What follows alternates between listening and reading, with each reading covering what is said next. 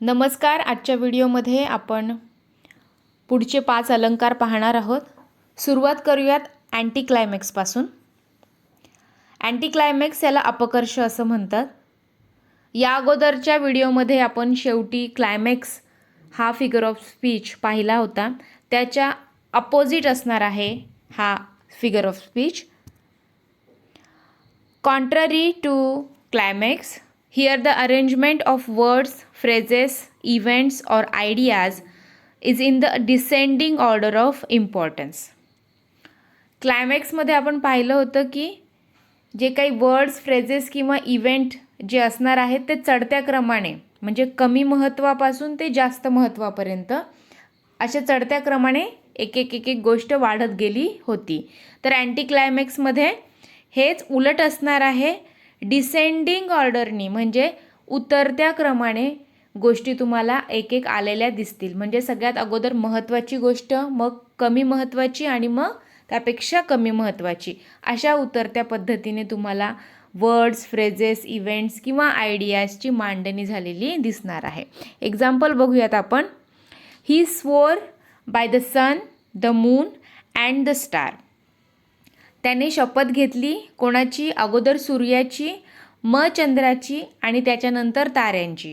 म्हणजे बघा इथे आकारानुसार ज्या गोष्टी आहेत त्या उतरत्या क्रमाने मांडलेल्या दिसत आहेत. म्हणजे तिथे अँटी क्लायमॅक्स साधलेला दिसत आहे.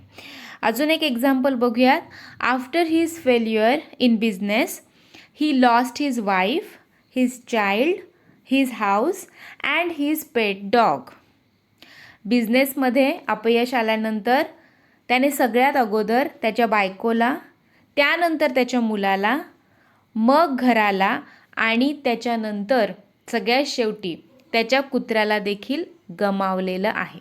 म्हणजे एक एक गोष्ट तो गमावत गेलेला आहे आणि ते सगळ्यात अगोदर महत्त्वाची गोष्टीपासून त्यानंतर कमी महत्त्वाच्या गोष्टीपर्यंत तो आलेला आहे. म्हणजेच उतरता क्रम इथे आपल्याला दिसत आहे. म्हणून अँटी क्लायमॅक्स होणार आहे. अजून एक एक्झाम्पल बघूयात. ही डाय, ही फेंट, ही फेल. आता बघा, जर हेच वाक्य असं असलं असतं, ही फेल, ही फेंट आणि मग ही डाय, तर हे वाक्य उत्कर्ष म्हणजेच क्लायमॅक्सचं झालं असतं की तो अगोदर पडला, मग तो बेशुद्ध झाला आणि त्यानंतर तो मेला. पण इथे अगोदर सगळ्यात वाईट घटना पहिल्या नंबरवर असल्यामुळे आणि त्याच्यानंतर कमी वाईट आणि मग सगळ्यात वाईट, म्हणजेच तो आधी, तर इथे उतरत्या क्रमाने मांडणी झाल्यामुळे अँटी क्लायमॅक्स हा फिगर ऑफ स्पीच होणार आहे. ठीक आहे. तर पुढचा बघूयात आपण. फिगर ऑफ स्पीच कोणता आहे? ॲपॉस्ट्रॉफी. ॲपॉस्ट्रॉफीला संबोधन असं मराठीमध्ये म्हणतात.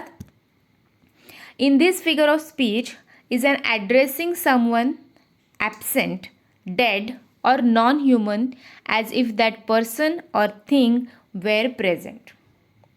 जेव्हा एखाद्या निर्जीव किंवा उपस्थित नसलेल्या किंवा मेलेल्या व्यक्तीला अशा प्रकारे संबोधले जाते की ती वस्तू किंवा ती व्यक्ती आपल्या समोरच उपस्थित आहे आणि जिवंत देखील आहे. म्हणजे अशा निर्जीव वस्तूंना किंवा मेलेल्या व्यक्तींना किंवा उपस्थित नसलेल्या व्यक्तींना समोरच हजर आहे अशा पद्धतीने संवाद साधणं त्या व्यक्तीशी किंवा वस्तूशी, असं ज्यावेळेस तुम्हाला दिसून येईल त्यावेळेस ॲपॉस्ट्रॉफी हा फिगर ऑफ स्पीच होणार आहे. एक्झाम्पल बघूयात आपण. ओ God, when will the earth be ready to receive the saints?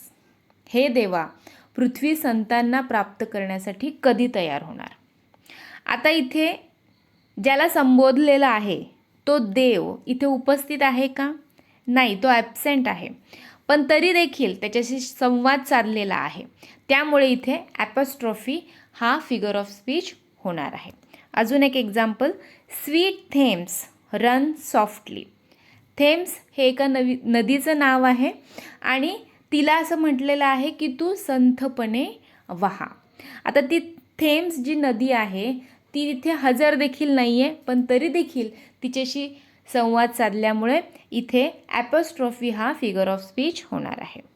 अजून एक एक्झाम्पल बघा.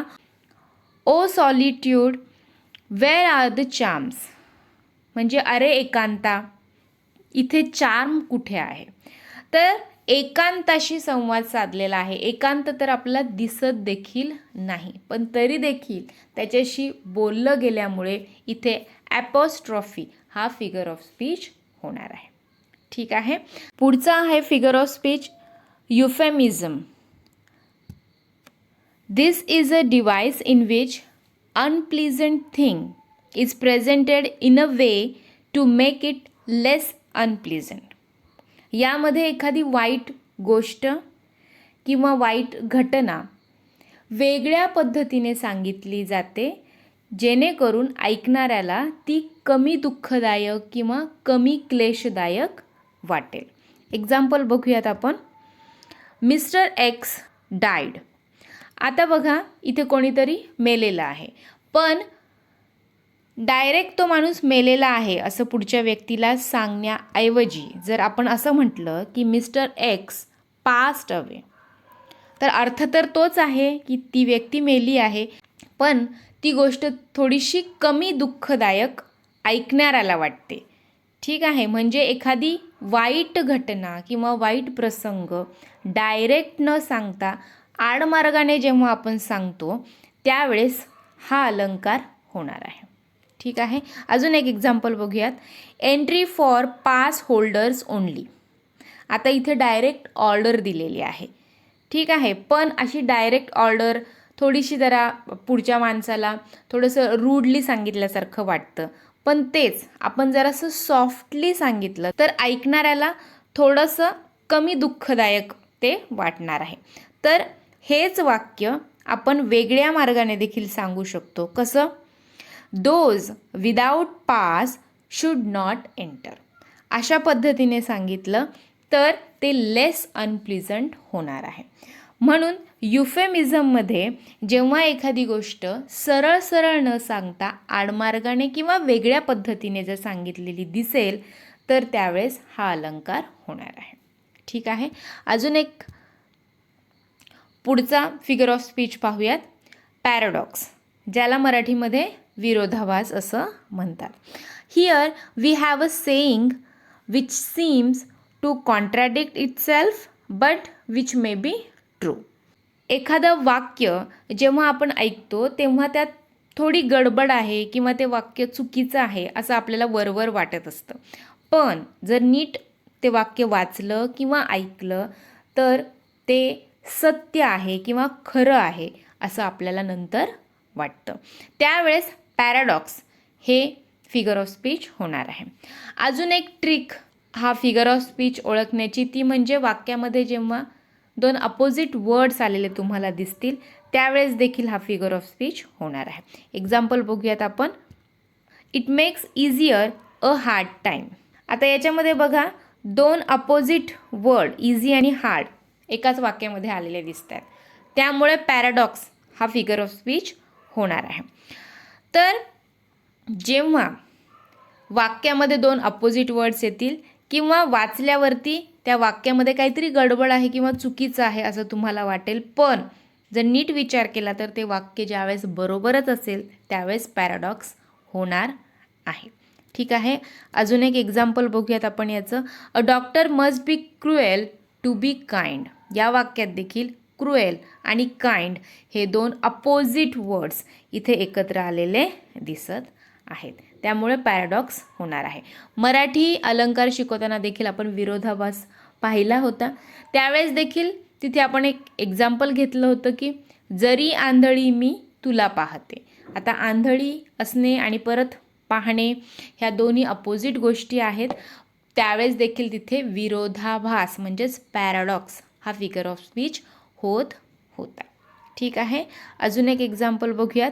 Talking in sleep. याच्यामध्ये देखील टॉक आणि स्लीप हे दोन अपोजिट, म्हणजे असे अपोजिट नसले तरी झोपेत बोलणे, झोपेत बडबड करणे ह्या दोन वेगवेगळ्या घटना आहेत, तर त्या इथे एकत्र आलेल्या दिसत आहेत, ज्या एकमेकांना विरोध करतात किंवा अपोजिट आहेत.